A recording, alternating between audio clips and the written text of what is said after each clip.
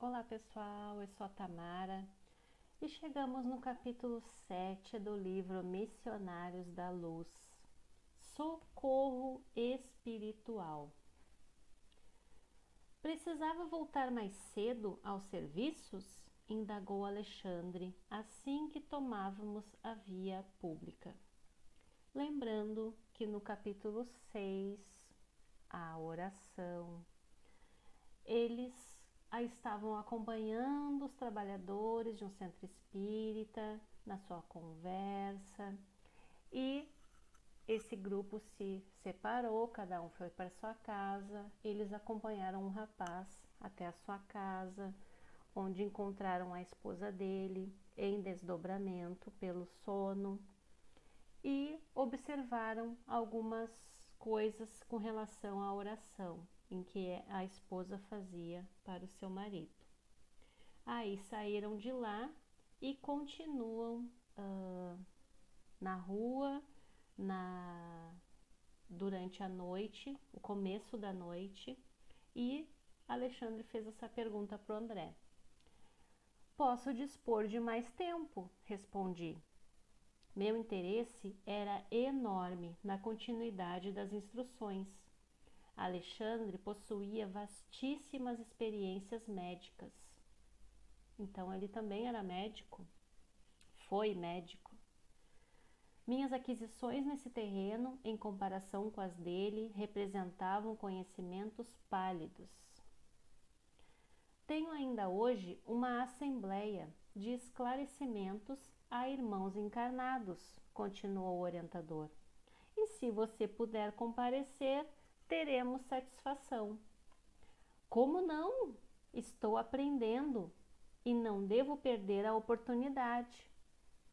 Saímos. As entidades perturbadas mantinham-se à porta, dando a ideia de alguém à espera de brecha para entrar. Porque Alexandre prosseguia na palestra edificante, seguíamos quase passo a passo, como quando na crosta. Estávamos nos primeiros minutos da madrugada. Os transeuntes desencarnados eram numerosíssimos. A maioria de natureza inferior, trajava roupa escura, mas de espaço a espaço éramos defrontados por grupos luminosos que passavam, céleres, em serviços cuja importância se adivinhava. Há sempre que fazeres urgentes no auxílio oportuno aos nossos irmãos da crosta, comentou o instrutor, com afabilidade e doçura. E na maior parte das vezes é mais eficiente o nosso concurso à noite, quando os raios solares diretos não desintegram certos recursos de nossa cooperação. Não havia terminado quando se acercou de nós inesperadamente uma velhinha simpática.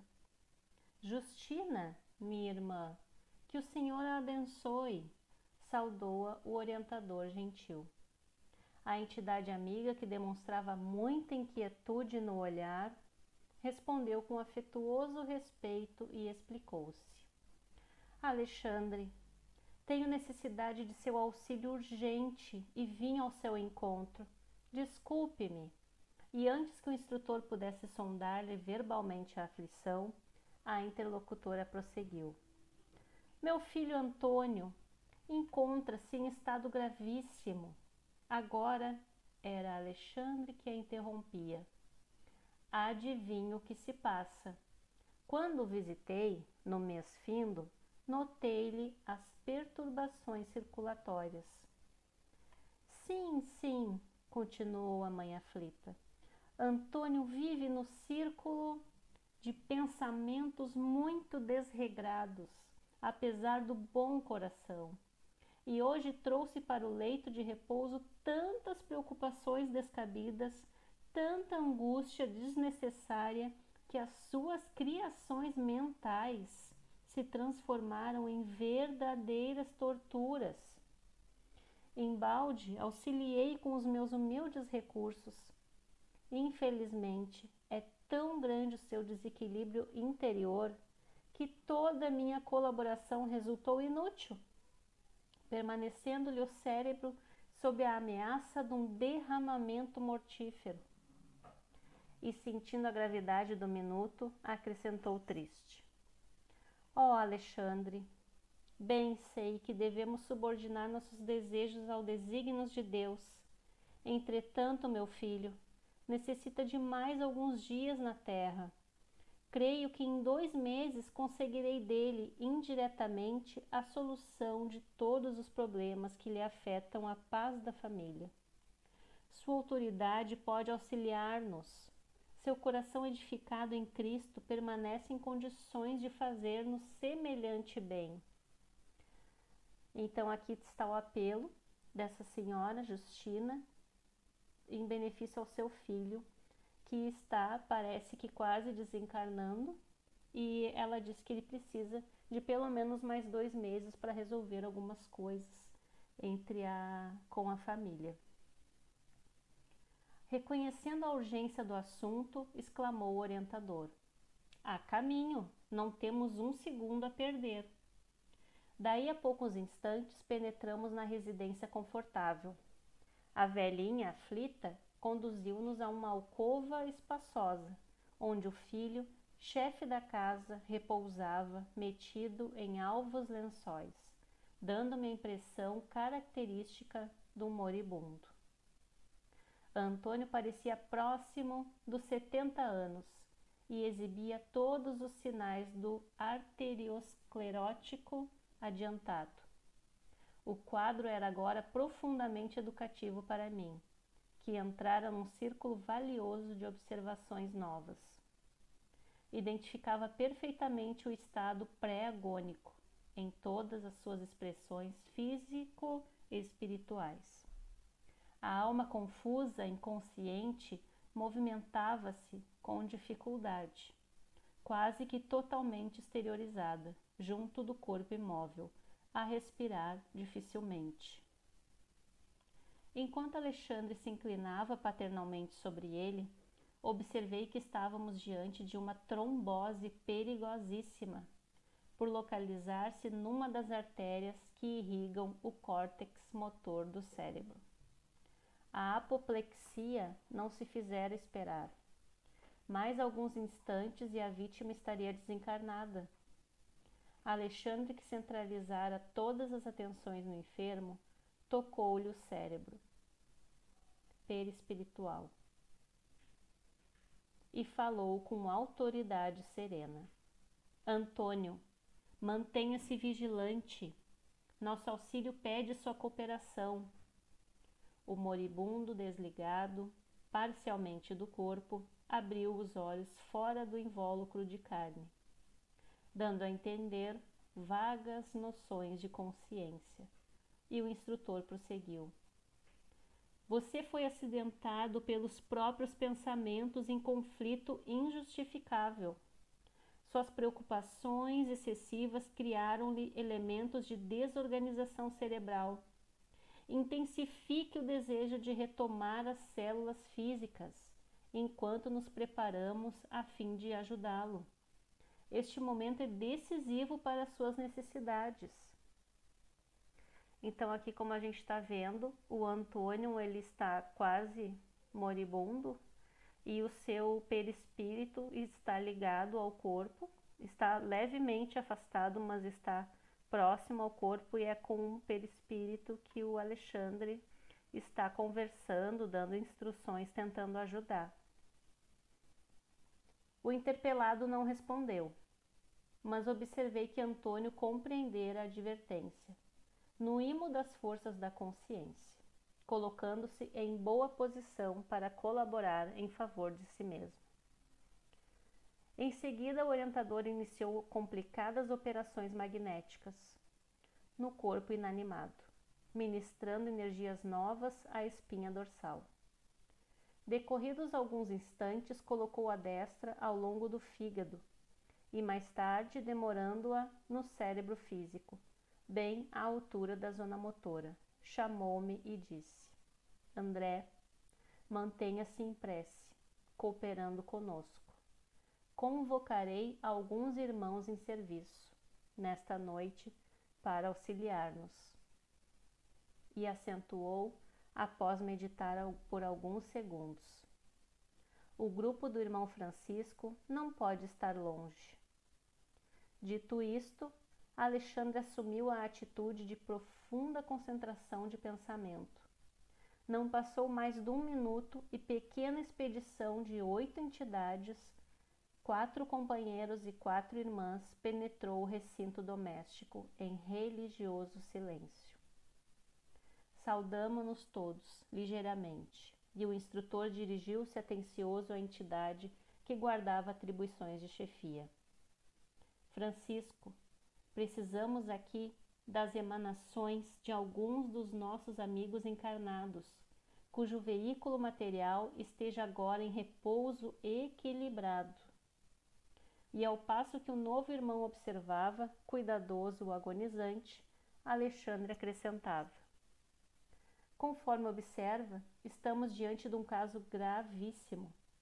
É preciso muito critério na escolha do doador de fluidos. O dirigente dos socorristas pensou um momento e obtemperou. Temos um companheiro que nos atenderá razoavelmente. Trata-se de Afonso. Enquanto vou buscá-lo nosso grupo auxiliará sua ação curativa, emitindo forças de colaboração magnética através da prece. Então Alexandre, ao mesmo tempo em que está aqui com o Antônio e o André, ele comenta, por pensamento, ele faz o pedido, o chamamento de algum grupo socorrista, ele se lembra do grupo do irmão Francisco e ele faz ali a concentração, um pedido mental, lembrando que lá no livro Nosso Lar, lá no finalzinho do livro, Alexandre, quando vai na casa da viúva, ele pensa na sua amiga enfermeira lá de Nosso Lar e depois de alguns minutos ela aparece para ajudar ele. Então é a comunicação por pensamento. E aí o grupo chega e diz que precisa de um encarnado, de fluidos de alguém encarnado que está dormindo, seu corpo físico, e está disponível para doar os seus fluidos. E além de disponível, está equilibrado. Francisco ausentou-se imediatamente. Nesse instante, a velhinha aproximou-se do instrutor e falou respeitosa. Se há necessidade de fluidos de irmãos encarnados, quem sabe poderíamos empregar o concurso de minhas netas, que repousam nos aposentos próximos? Não, respondeu Alexandre delicadamente. Não atenderiam às exigências em curso. Precisamos de alguém suficientemente equilibrado no campo mental. Ou seja, elas não se encontram equilibradas para poder doar os fluidos, embora estivessem no aposento ao lado. A mãe inquieta afastou-se, enxugando os olhos, atendendo a sinal afetuoso do orientador.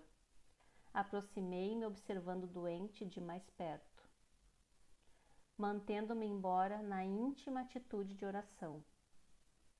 Antônio é viúvo faz 20 anos, explicou Alexandre, e está nas vésperas de vir ter conosco, no plano espiritual. Nosso amigo, porém, necessita de mais alguns dias na esfera da crosta, para deixar alguns problemas sérios devidamente solucionados. O Senhor nos concederá a satisfação de colaborar no reerguimento provisório de suas forças. E fosse porque detinha a observar o grupo de entidades que oravam, silenciosas, ou em razão de pretender beneficiar-me com novos ensinamentos, o instrutor esclareceu. Temos aqui o grupo do irmão Francisco.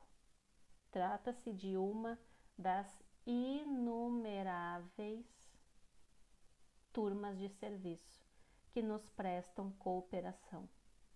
Muitos companheiros consagram-se aos trabalhos dessa natureza, mormente à noite, quando as nossas atividades de auxílio podem ser mais intensas. Verdadeiro mundo de interrogações assomava-me ao cérebro, a fim de solucionar as questões do momento. Contudo, compreendendo a gravidade dos minutos em face da tarefa para a qual fôramos chamados, resolvi silenciar. Olha só, o grupo do irmão Francisco são várias turmas que provavelmente atuam nessas situações em que precisa doar fluidos de irmãos encarnados. Então, eles trabalham em parceria. São eles desencarnados com encarnados equilibrados. Não decorreu muito tempo e Francisco voltava seguido de alguém.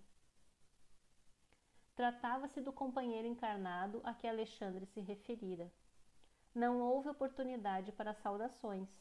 O orientador, tomando-lhe a destra, conduziu-o imediatamente à cabeceira do moribundo, dizendo-lhe com autoridade afetuosa: aqui está o Afonso, ligado ao seu corpo físico que está dormindo, descansando. Afonso, não temos um segundo a perder. Coloque ambas as mãos na fronte do enfermo e conserve-se em oração.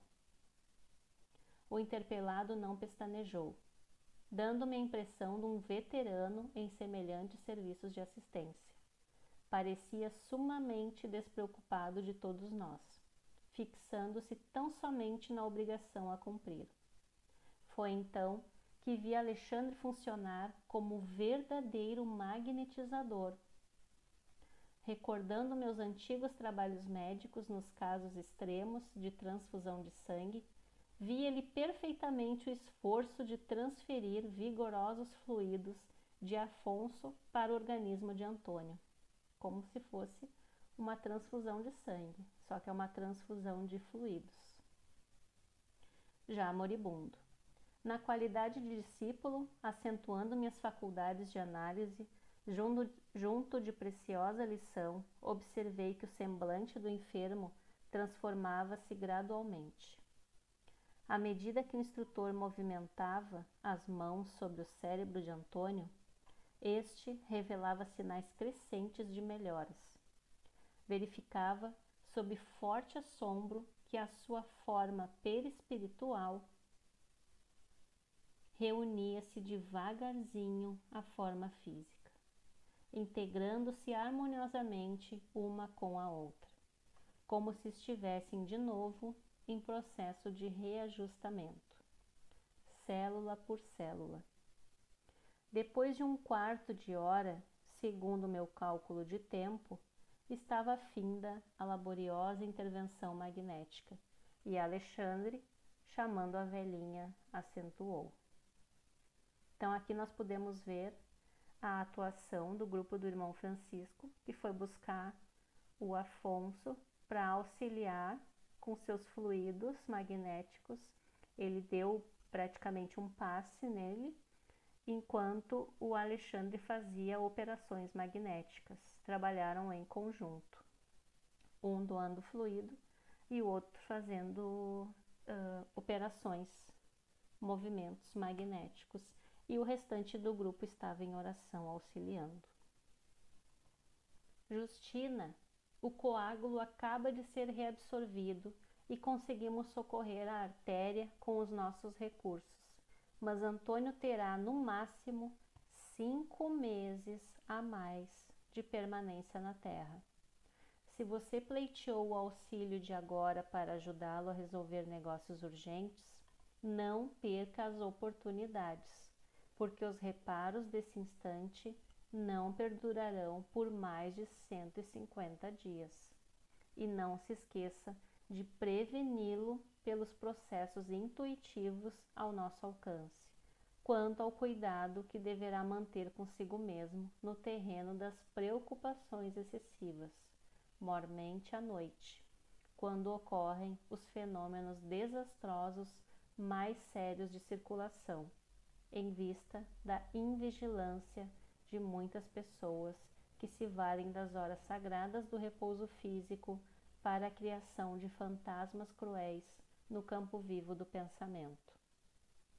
Se o nosso amigo despreocupar-se da autocorrigenda, talvez desencarne antes dos 5 meses. Toda a cautela é indispensável. A genitora agradeceu comovida em lágrimas de contentamento. Alexandre recomendou ao socorrista encarnado que retirasse as mãos de sobre a fronte do enfermo e vi então o inesperado. O doente grave, reintegrado nas funções orgânicas, com a harmonia possível, abriu os olhos físicos, como se estivesse profundamente embriagado, e começou a gritar estentoricamente: Socorro! Socorro! Acudam-me, por amor de Deus! Eu morro! Eu morro! Algumas jovens acorreram, espantadas e trêmulas, em roupas brancas, percebendo-se que as filhas carinhosas e sensíveis vinham atender ao pai ansioso. Papai, papai! Exclamavam lacrimosas. Que foi isto? Estou morrendo! Chamava o enfermo em voz pungente. Chamem o médico depressa! Mas que sente, papai? Perguntou uma delas, em pranto convulso. Sinto-me morrer. Tenho a cabeça tonta, incapaz de raciocinar. Então aqui Alexandre fez a advertência, né? Ele comentou o que ele fez.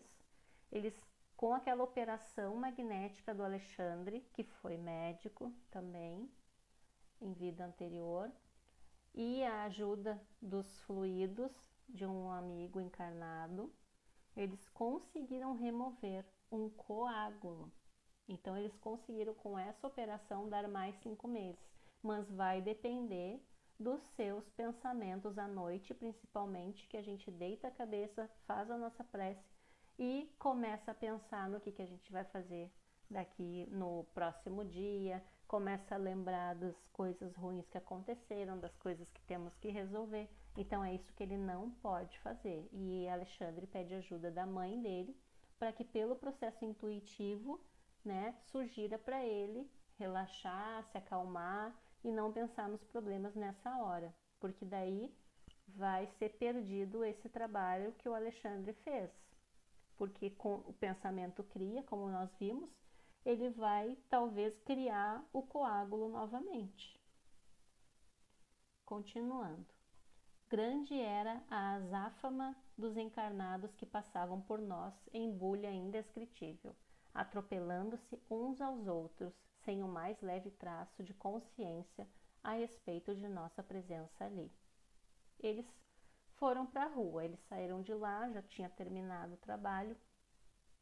Alexandre solicitou ao irmão Francisco fornecesse instruções a Afonso para que esse regressasse ao lar, e depois da providência, dispôs-se a retirar e disse-me sorrindo, diante da estranheza que a atitude alarmante das moças me causava. Geralmente, quando os nossos amigos encarnados gritam, chorosos por socorro, nosso serviço de assistência já se encontra completo. Partamos. O doente semilúcido prosseguia inquieto, enquanto o telefone tilintava, cooperando para a imediata visita do médico. A velhinha despediu-se de nós comovedoramente, permanecendo junto do enfermo, velando, devotada e humilde.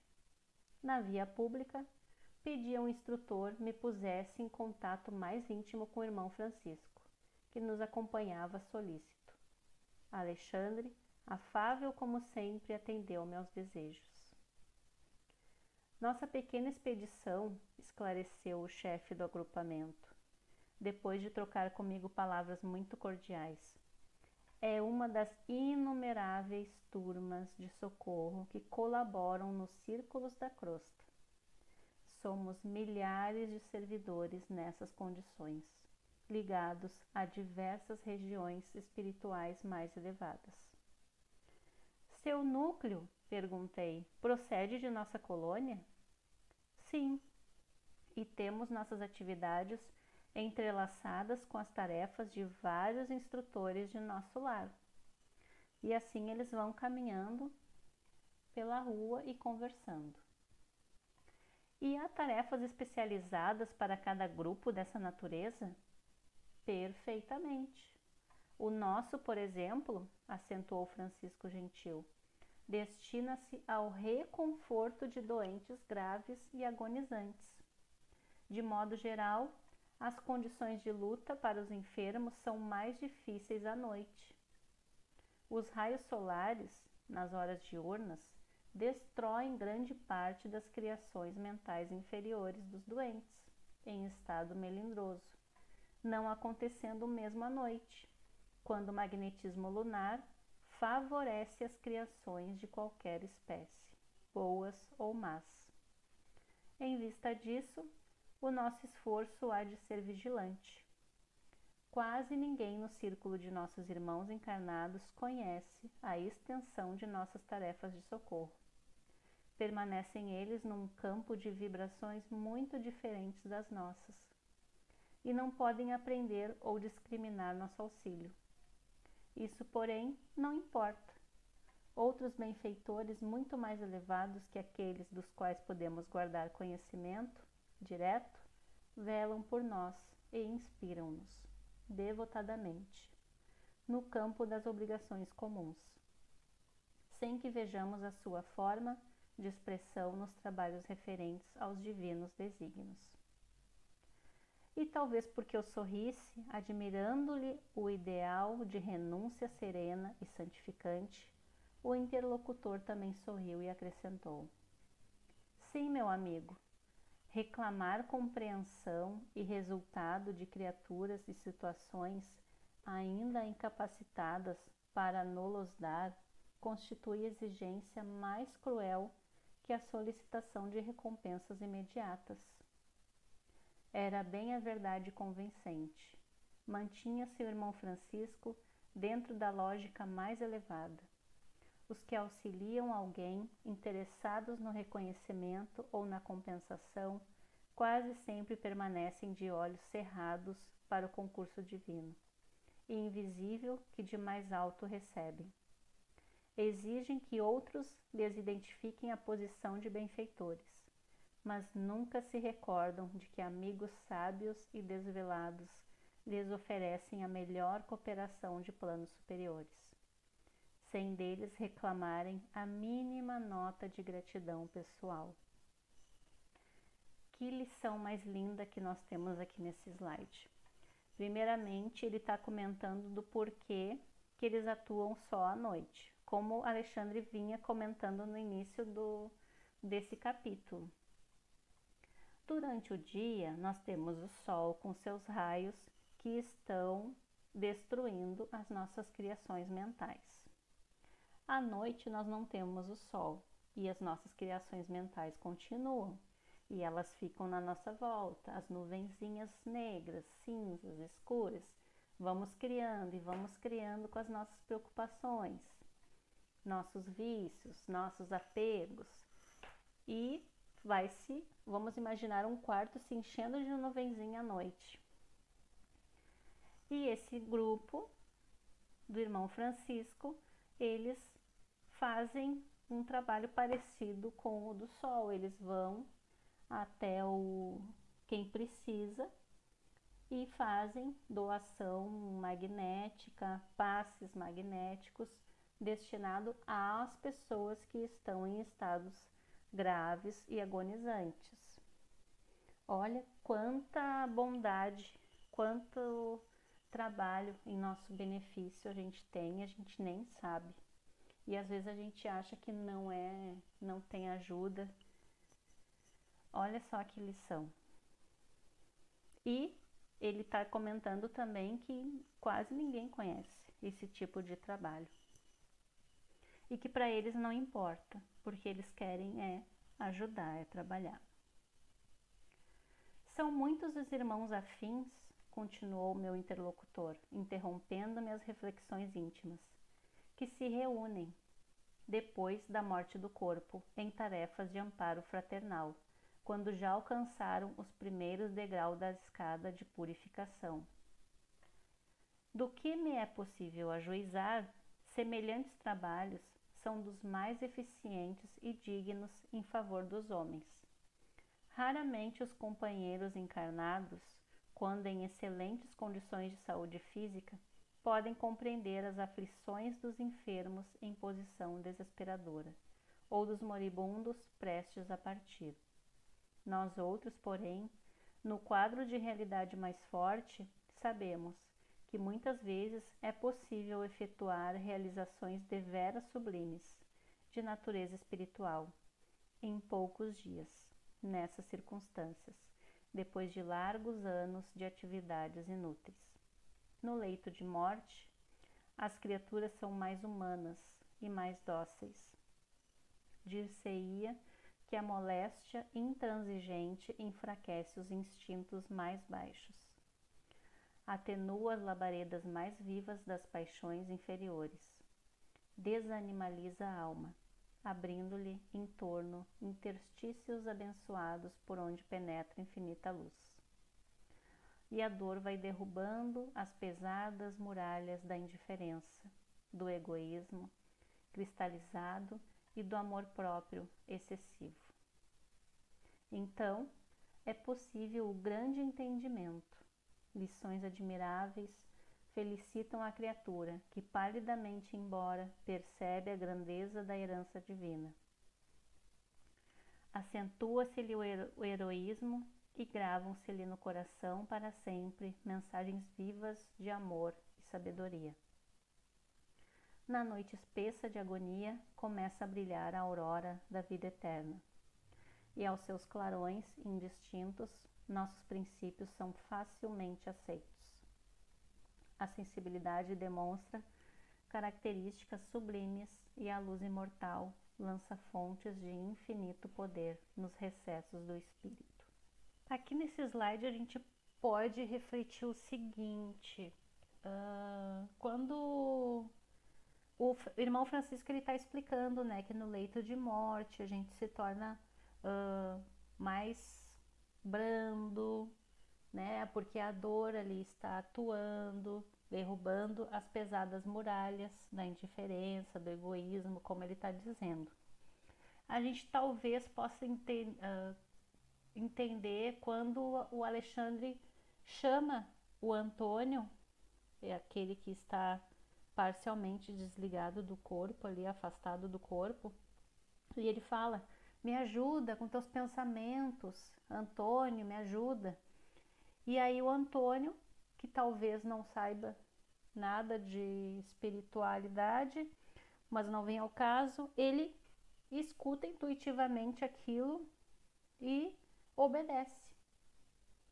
Talvez o que o irmão Francisco está dizendo aqui, que a gente se torna mais humano, mais dócil, talvez Antônio seja uma pessoa rígida, fria, calculista, que está ali pensando nos problemas, nas preocupações que tem que resolver, mas ali ele não tem reação, porque ele está numa situação de dor, ele está doente, ele está quase, né, mais para lá do que para cá, e aí ele escuta essa voz de ordem pedindo pensa olha teus pensamentos, nos ajuda, e aí ele obedece, ele não questiona, ele não se levanta e sai correndo, assustado. Me parece que essa explicação do irmão Francisco nesse slide, falando da dor, do egoísmo, que a dor faz com que as pessoas se tornem mais abertas, mais brandas para essas intuições, essas explicações. Talvez esses vários grupos do irmão Francisco, uns atuem na doação de fluidos para esse caso do coágulo, outros talvez conversem com os doentes em coma, como no caso do Antônio. Não sei, estamos aqui refletindo e estudando. Talvez essa explicação do Francisco tenha tido esse exemplo do Alexandre com o Antônio, quando o Alexandre estava falando com ele, pedindo a ajuda dele. E vamos seguir o nosso estudo. O interlocutor fez longa pausa e rematou. Desse modo, conseguimos efetuar um serviço de assistência eficaz, carreando novos valores no campo da fraternidade e do bem legítimo. Nunca observou a paciência inesperada de doentes graves, a calma de certos enfermos incuráveis e a suprema conformação da maioria dos moribundos? Muitas vezes, semelhantes edificações incompreensíveis para os encarnados que o cercam constituem o fruto do esforço de nossos grupos itinerantes de socorro. Tá aqui o que a gente estava falando no slide anterior. Francisco enunciara sublimes verdades. De fato, a serenidade dos enfermos em condição desesperadora e a resignação inexplicável dos agonizantes, absolutamente distanciados da fé religiosa, não poderiam guardar outra origem. A bondade divina é infinita e em todos os lugares há sempre generosas manifestações da providência paternal de Deus, confortando os tristes, acalmando os desesperados, socorrendo os ignorantes e abençoando os infelizes. Que lindo! Um bom estudo a todos e até o próximo capítulo. Fiquem com Deus.